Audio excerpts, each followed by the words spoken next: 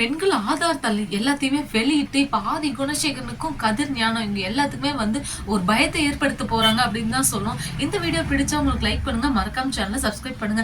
ஆமாங்க, இப்ப நம்ம ஜனனி தப்பி ஓடுனது நம்ம எல்லாத்துக்குமே தெரிஞ்சதுதான். ஆனா மாட்டக்கூடாது, நம்ம ஆதி குணசேகரன் ஆளுங்க கையில மாட்டிக்கிட்டாங்க. இனிமேட்டு அவங்க எப்படி தப்பிச்சு வர போறாங்க அப்படிங்கிறதும் புரியவே இல்லை.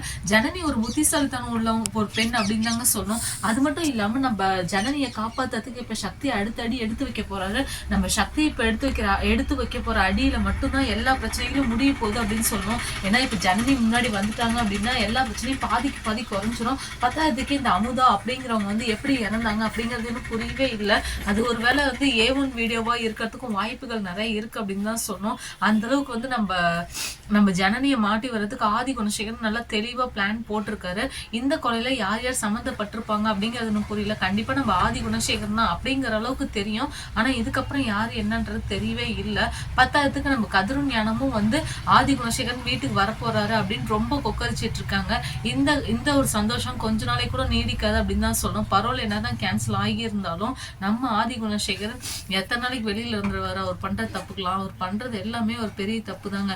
எதையுமே புரிஞ்சுக்காம இப்ப அவர் பாட்டுக்கு ஒரு ஆட்டம் ஆடிட்டு இருக்காரு. இந்த ஆட்டத்துக்குலாம் ஒரு முடிவு கட்டணும் அப்படின்னா நம்ம ஜனனியும் அதிவதனி மேடம் இவங்க 2 பேர்த்தால மட்டும்தான் முடியும். கண்டிப்பா கலெக்டர் மேடம் ஜனனிக்கு பயங்கர ஹெல்ப்ஃபுல்லா இருக்க போறாங்க. எல்லா பிரச்சனைக்கும் ஒரு முடிவு கட்ட போறாங்க. என்ன நடக்குதுங்கிறத வெயிட் பண்ணி பார்ப்போம்.